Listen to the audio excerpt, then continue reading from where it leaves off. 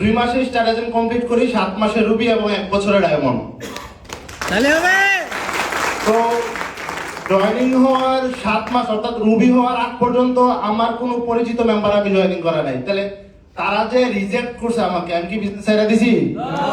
তাহলে আমি ডিফিকাল্ট বা অন্য একটা ওয়ে আমি খুঁজছি যেটা আমার বিজনেসটা আমি সামনের দিকে যাতে নিতে পারি বা আমার পজিশনটা আমি যাতে অ্যাচিভ করতে পারি। অর্থাৎ আমাকে এনিহাউ এখান থেকে সাকসেস হতে হবে, ভালো ইনকাম করতে হবে এবং একটা সাস্টেনেবল ইনকাম যেটা আমার একটা সময় দেশে গেলে যাতে থাকে। তো আলহামদুলিল্লাহ 7 মাসের রুবি কমপ্লিট হওয়ার পরে এই 7 মাস জাস্ট আমি ভার্চুয়াল যে জগৎটা ছিল টিকটক, ফেসবুক বা ইউটিউব, এই জিনিসটা আমি কাজে লাগাইছি।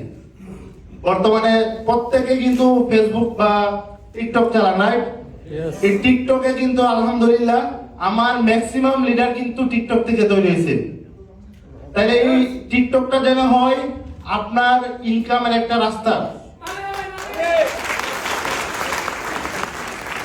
তো আলহামদুলিল্লাহ দেখেন, জয়েনিং হওয়ার পরে স্টার এজেন্ট যে সময় হই তখন কিন্তু লিডাররা বলতো যে স্টার এজেন্ট হওয়ার আগে দেশে গেলে টাকা পাওয়া যায়। আমি যে মাসে জয়েনিং হই বা ওই বছর ডিসেম্বরে জয়েনিং হই, পরের বছর আমার দেশে যাওয়ার কথা ছিল, যে নিয়ত ছিল দেশে যাব। যখন জয়েনিং হই ডিসেম্বরে, তো 2 মাসের মধ্যে স্টার এজেন্ট কমপ্লিট করি।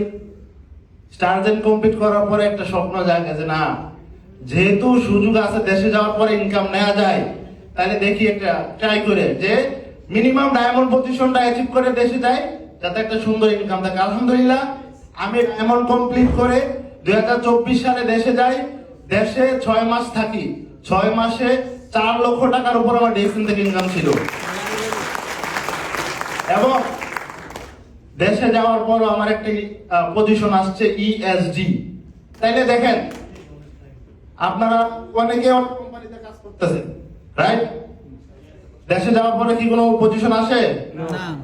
দেশে যাওয়ার পরে কোনো ইনকাম আসে?